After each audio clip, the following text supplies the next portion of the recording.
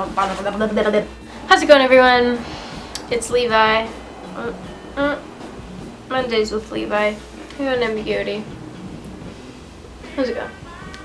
This week's topic is discussing our places in feminism. I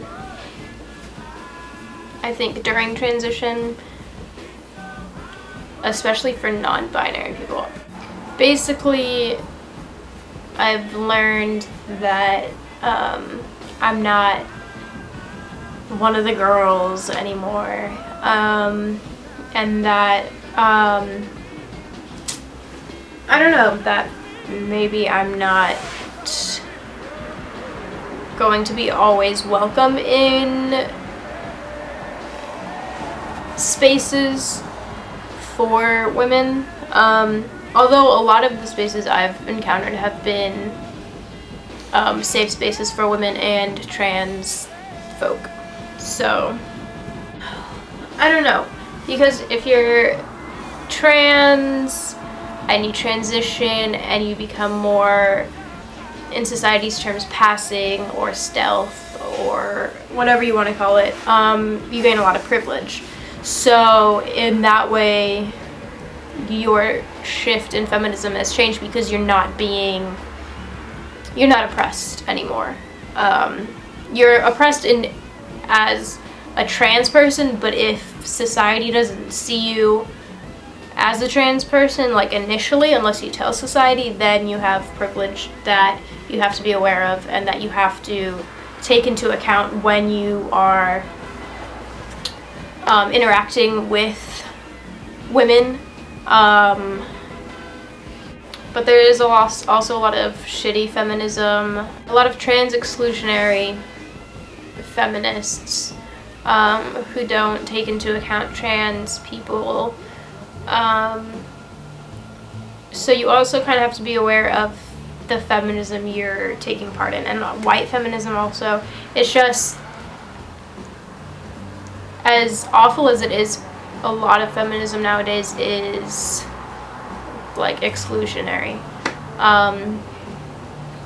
So you just want to be, inclusive of all women, anyone who identifies as a woman, women of color. And I don't know if it's obviously trans inclusive for trans women, but trans men, I'm not entirely sure where that falls for various feminisms. Is feminism a word? I don't know, just not paying attention. I've definitely become more comfortable with my femininity as I have transitioned. And I think that has helped me discover my non-binary identity as a trans person.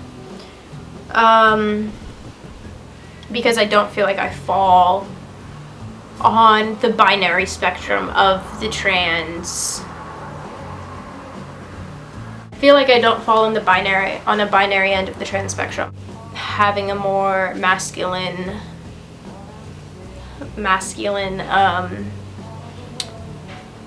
appearance makes me feel more comfortable, but I'm also a lot more comfortable presenting as androgynous.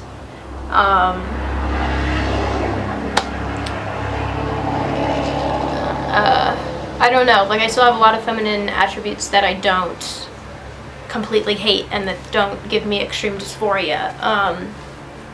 But then I do have feminine attributes that give me dysphoria and that I hate. So it's just a lot of self-realization, self-questioning, and then putting my identity into a feminist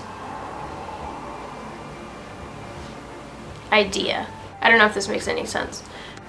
Kind of like when you don't feel comfortable going into either the woman's bathroom or the men's bathroom. I don't know why I did that. but like gender neutral bathrooms are perfect. So it's kind of like that in that I don't feel a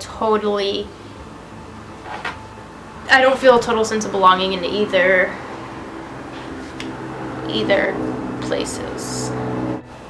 I guess that's it. I don't really know what my point was. I'm just trying to speak of my experiences, and that's what I did. Personal updates tomorrow. I get my first T-shot. Well, not tomorrow. This is actually Sunday. You'll be watching this on Monday. So tomorrow, Tuesday, I get my first T-shot. Pretty excited, pretty nervous.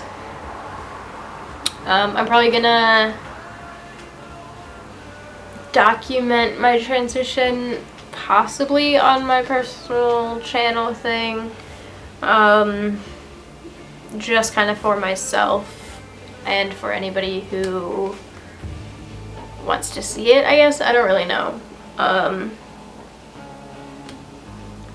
I just kind of want to see my transition and my growth, like, in just be able to watch it. I think that would be cool. So I'm gonna do that. It was Toma's birthday on Friday. Woo!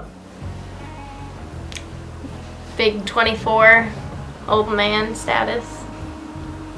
That's it. Don't make me come over there and beat you up.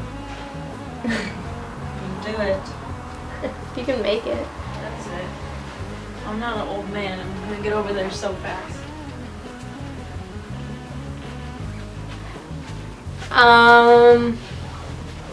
I think, what else has been going on?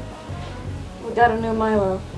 I think I already told them that we got another son, and lots of working and making money, and Look at all these tips. This He is- made that in like 2 days. 3 days 3 days. tips. Made like $100 in tips in a few days, so that's been cool. That's Pizza Hut for you. And I can't think of anything else, so have a good, what do I say? Have a good week, have a good life. Tell your loved ones that you love them, and I will see you next week when I will be almost a week on T. Crazy. Okay, bye-bye.